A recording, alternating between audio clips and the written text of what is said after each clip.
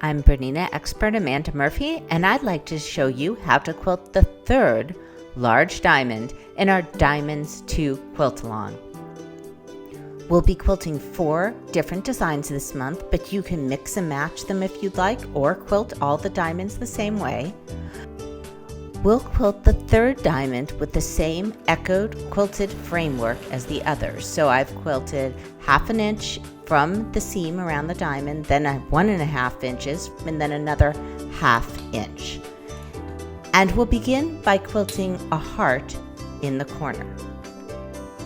Just like before, I'm lining up the vertical line on my template over the line through the diagonal of the diamond, and I'm quilting a heart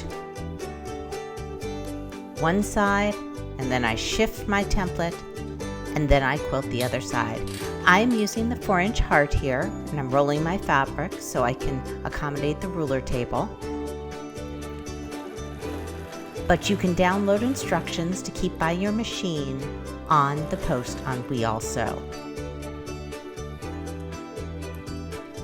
Now I'm going to use the every angle ruler to quilt over my previous quilting lines, and I am of course in BSR2 if I'm lucky enough to own a BERNINA long arm.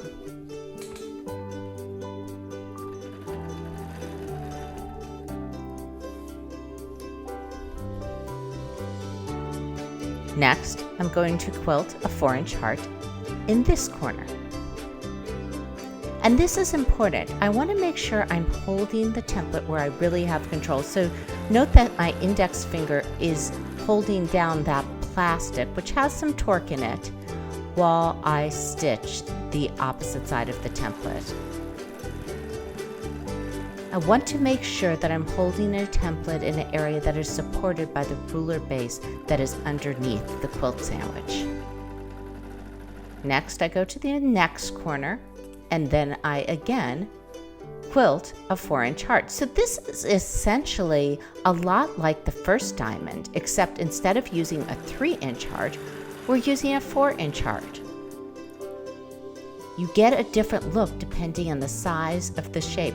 Oh look, my template here got stuck underneath the bar, so I rolled my quilt down a little bit. And frequently with very large shapes, I do roll my quilt sometimes to be able to get everywhere I want to get.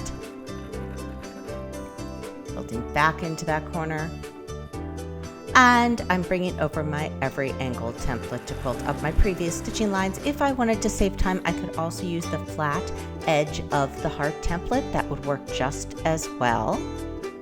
And here is my 4th final heart, again lining up the lines that go through the vertical center of the template with the vertical line I've drawn down the center of my diamond.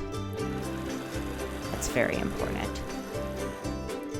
And that is the design for the center of the third diamond. I'm going to go ahead and do some tiny stitches to lock my threads, and then we'll begin quilting the channel. Now I'm raising my bobbin thread, and in this channel I think I'll quilt a swirl design. So I've put on my number 73 open toe foot for better visibility, and this is a great foot both for the visibility but also because it has a dial where you can raise or lower the sole of the foot to the fabric, which is especially helpful with thick batting. So I'm going to go ahead and quilt a swirl, and then I change direction by making a point. And then I quilt the other direction. Until you get the hang of this, it can really help to follow my drawing on the PDF and draw it on scrap paper. It's all about getting that pattern and making it reverse. So I'm going to aim to do a swirl in each corner. As I approach the corner, I think about that. So swirl in, then make a point, change direction. Swirl the other way, make a point, change direction. And I continue all the way around the shape. Now, I was getting to the point where I really needed to roll the quilt, or the machine was going to hit that back bar. So again, swirl in, make a point, reverse direction. And I'm looking at that corner and I'm estimating how many swirls it's going to take to get me into that corner, because that's what I want. I want a full corner. So sometimes you have a swirl that's a little skinnier than the others to be able to fit in the right motifs, and sometimes you might need to fit in one that's a little wider. But as long as you have them nestled in the corner, your brain kind of puts it all together and makes it look right. Mine are never ever perfect, but as long as I manage to make that corner look kind of full, I'm good. So you see how I'm making this one a little wider to fill the space, and then I begin to change again, in and out. This honestly is so much fun to do once you get the hang of the changing of directions. And you can do it without changing direction too. That's another option. So now I'm going to swirl right back into the point. I'm going to do those few tiny stitches before I end my thread. And then bring the bobbin thread to the top. Do one more stitch and pull up that bobbin thread. And I've completed my third diamond.